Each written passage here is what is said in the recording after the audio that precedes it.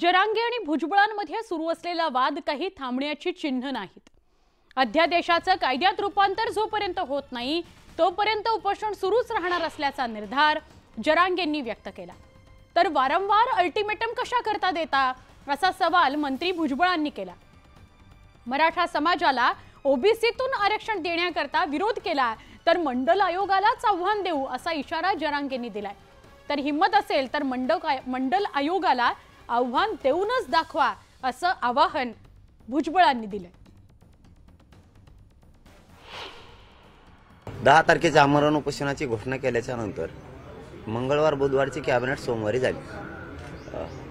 त्यांनी त्याच्यावरती निर्णय घेतले असं आम्हाला ऐकू माहिती आहे बरेचसे, परंतु आमचा मुद्दा आहे की राजपत्रित जी अधिसूचना काढली त्या 2001च्या कायद्यामध्ये दुरुस्ती करून, म्हणजे ज्या कायद्याने ओबीसीला आरक्षण दिलेलं आहे त्या कायद्यात दुरुस्ती करून जी अधिसूचना काढली, तर आमचं मत एवढं आहे की येत्या विशेष अधिवेशनात त्या अधिसूचनेचं अध्यादेशाचं कायदा पारित करून त्याची अंमलबजावणी करावी 15 तारखेला, हे आमचं म्हणणं आहे। म्हणून 10 तारखेला आमरण उपोषण। जरांगे पाटील म्हणजे स्वतःला काय समजतो आणि काय नाही, प्रत्येक वेळा अल्टिमेटम अल्टिमेटम अल्टिमेटम।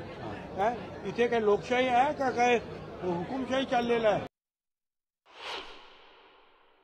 आम्हाला मंडल कमिशन चॅलेंज करायचा नाही, आम्हाला गोरगरिबांच्या अन्नात माती नाही घालायची। पण गोरगरीब ओबीसी बांधवांना त्याला एकदा समजून सांगावं की तू नाटकं करू नको, राजकारणासाठी राजकीय फायद्यासाठी तो गोरगरिबांचा वाटोळ करू नको, कारण या 3दा झालेला आता 4थ्यांदा जर असं झालं तर आमचा नाविलाज आहे, मग आम्हाला मंडल कमिशन चॅलेंज करावा लागणार आहे।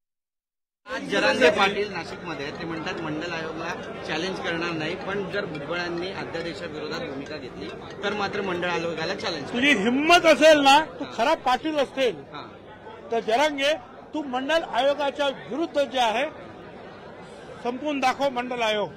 आणि एवढी तरी तुला अक्कल पाहिजे की तुला ओबीसी म्हणून आरक्षण पाहिजे, आणि त्या ओबीसी आरक्षणाचा निर्माता हे मंडल आहे। मग तिकडे त्याला खलास करणार म्हणून सांगतो आणि मग इकडे कसं काय राहणार ओबीसी? एवढी सुद्धा अक्कल नाही त्या माणसाची, काय बोलायचं आहे?